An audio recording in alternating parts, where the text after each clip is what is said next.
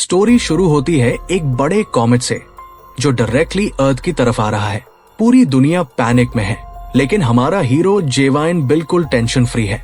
वो अपने छोटे भाई एक्सायो के साथ एक वेकेशन प्लान कर रहा है क्योंकि उसकी कंपनी ने एक स्पेशल ट्रैवल ऑफर दिया है। जेवाइन एक ऐसा इंसान है जो लक पर बहुत भरोसा करता है। वो लॉटरी टिकट्स पर बहुत सारा पैसा खर्च करता है। कंपनी की ओनर जेन आती है और ऑफिशियली ट्रिप शुरू होती है, लेकिन शुरू से ही गड़बड़ी होती है। जेन ने एम्प्लॉयज को ठीक से काउंट भी नहीं किया, जिसकी वजह से जेवाइन और एक्सायो लगभग बस मिस कर देते हैं। लास्ट मोमेंट में किसी तरह वो दोनों चढ़ जाते हैं। सब लोग एक शिप पर सवार होते हैं। शिप का कैप्टन बड़ा मिलनसार है। वो सबसे मिलता है, लोगों को एंटरटेन करता है और ठीक उसी वक्त जेवाइन को पता चलता है कि उसकी लॉटरी जीत गई। वो खुशी से शिप के अंदर नाचने लगता है, सबको अपनी जीत बताता है। लेकिन बाहर सिचुएशन बहुत खराब हो रही है। एक बड़ा तूफान आता है, एक विशाल लहर आती है। फिर अचानक एक बड़ा कार्गो शिप खतरनाक तरीके से पास आ जाता है। कैप्टन डेक किसी तरह टकराव बचाता है, लेकिन उनकी शिप का कंट्रोल चला जाता है और शिप समुद्र में डूब जाती है। फिर एक बड़ी वेल उनकी तरफ आती है, लेकिन लक से एक लहर उसे दूर कर देती है। काफी वक्त बाद उनकी टूटी हुई शिप एक अनजाने टापू के किनारे लग जाती है। जेवाइन होश में आता है और सबसे पहले उसे अपनी लॉटरी टिकट की चिंता होती है। वो डायरी से टिकट निकालकर चेक करता है, सेफ है। जंगल में जाते ही उसे एक चीख सुनाई देती है। सेन का पैर एक बड़े पत्थर के नीचे दबा हुआ है। जेवाइन बिना देर किए उसे आजाद करता है। रात को सब एक साथ रहते हैं। अगले दिन डिक से हेल्प मांगी जाती है, लेकिन कोई सिग्नल नहीं। तब प्रोफेसर शाई एक डरावनी थ्योरी देता है कि कॉमेट शायद यही गिरा है और बाकी दुनिया शायद खत्म हो चुकी है। लेकिन जेवाइन को सिर्फ एक चीज की फिक्र है, लॉटरी का पैसा।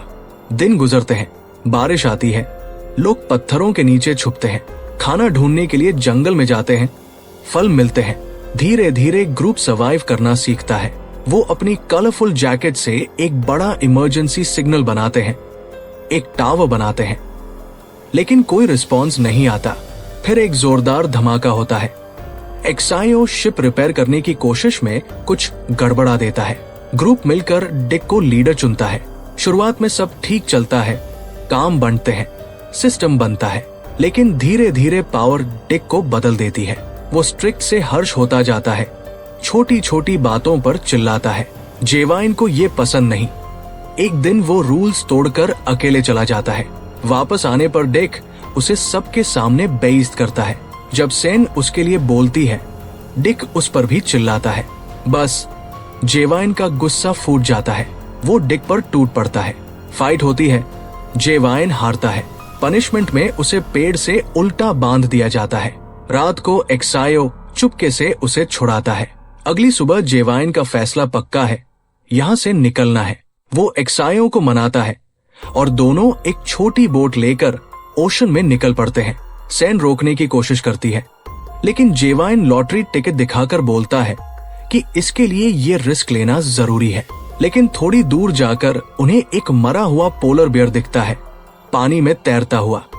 जेवाइन को डेंजर नहीं, अपॉर्चुनिटी दिखती है। ठंडी रातों के लिए बियर की स्किन काम आएगी। वो बॉडी वापस आइलैंड पर ले आते हैं। वापस आने पर डिक फ्यूरियस है, लेकिन अब एक बड़ा ट्विस्ट आता है। एक्सायो को लॉटरी की सच्चाई पता चलती है।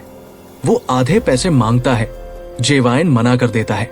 इधर कंपनी ओनर जंग धीरे धीरे टूट रहा है। एक दिन वो अपनी बेटी की फोटो देखता है और अपनी जेब के सारे पैसे फेंक देता है, क्योंकि यहाँ पैसे का कोई मतलब नहीं। लेकिन जेवाइन अभी भी लॉटरी नहीं छोड़ता। 21वें दिन डिक और भी कंट्रोलिंग हो जाता है। ग्रुप मीटिंग में जंग एक बोल्ड आइडिया देता है कि रेस्क्यू का इंतजार छोड़ो, इस जगह को ही होम बनाओ। कुछ लोग मानते हैं, डिक नहीं मानता। ग्रुप 2 हिस्सों में बंट जाता है। जंग का ग्रुप रात को टॉर्चेस लेकर निकलता है और एक बड़ा रेक्ट शिप ढूंढ लेता है। होप वापस आती है। जंग एक नया सिस्टम इंट्रोड्यूस करता है, प्लेइंग कार्ड्स एज करेंसी। हर काम करो, कार्ड्स कमाओ, कार्ड से खाना और रिसोर्सेज लो। एक नई सोसाइटी बन जाती है। डिक इसे मानने से इनकार करता है और चला जाता है। उधर सेन और जेवाइन उस रात करीब आते हैं। सेन अपनी पुरानी जिंदगी के बारे में बताती है कि उसके हस्बैंड ने किसी और को प्यार किया था और उसने वो रिश्ता छोड़ दिया। 100 दिन हो चुके हैं।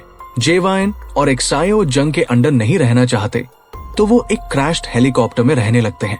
जेवाइन कैलेंडर देख रहा है। लॉटरी एक्सपायर होने में सिर्फ 29 दिन बचे हैं। बिना टूल्स के मछली नहीं मिलती।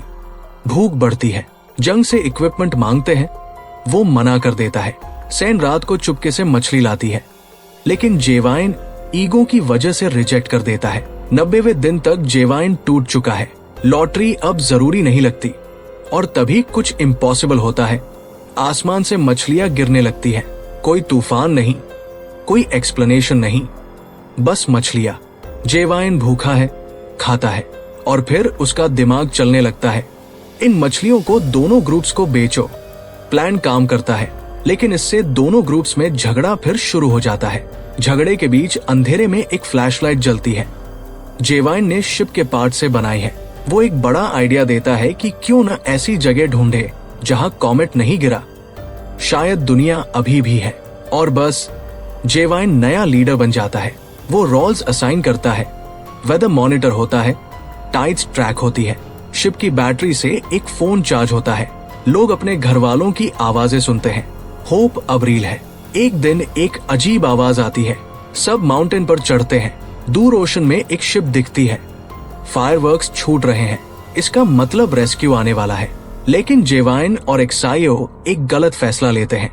वो सच छुपा लेते हैं, क्योंकि अगर लोगों को पता चला तो उनकी लीडरशिप खत्म हो जाएगी। डिक सबको सच बताने की कोशिश करता है, लेकिन जेवाइन उसे पागल साबित करवा देता है। लोग जेवाइन पर ट्रस्ट करते हैं। डिक को एक फ्रीजर में बंद कर दिया जाता है। एक्सायो एक बड़ा काम करता है। जंग की बेटी की पर्सनल वीडियो से उसे ब्लैकमेल करके उसकी पूरी कंपनी के एसेट्स अपने नाम करवा लेता है। जब जेवाइन को पता चलता है, वो हैरान रह जाता है। ये उसके लिए भी बहुत आगे जाना था। ग्रुप जेवाइन के लिए एक सरप्राइज रखता है। सेन उससे शादी करना चाहती है, लेकिन जेवाइन खुश होने की बजाय घबरा जाता है, क्योंकि उसे बस यहाँ से निकलना है। वो सबके सामने चिल्लाकर सच बोल देता है, रेस्क्यू शिप के बारे में, डिक के बारे में, सब कुछ। लेकिन कोई नहीं मानता। लोग उसी को पीटने लगते हैं। रेस्क्यू का दिन आता है। डिक पुरानी शिप को जलाने की कोशिश करता है सिग्नल के लिए। जेवाइन भी कोशिश करता है, लेकिन फ्लेम बुझ जाती है।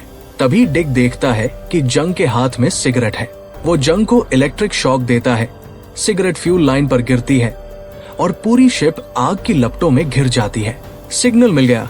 इसी केओस में जेवाइन जंग का वो डॉक्यूमेंट जलाकर राख कर देता है, जिसमें एक्सायो के नाम एसेट्स ट्रांसफर थे। एक्सायो भड़क जाता है। जेवाइन भागता है, फिसलता है और बेहोश हो जाता है। जब जेवाइन होश में आता है, सुबह है। चारों तरफ सन्नाटा है। रेस्क्यू शिप आई, सब लोग चले गए, लेकिन सेन रुक गई। उसने जेवाइन को चूज किया और जेवाइन को पता चलता है कि वो रेस्क्यू शिप हर 12 दिन में आती है। अगला मौका आएगा, लेकिन तब तक वो दोनों उस टापू पर एक साथ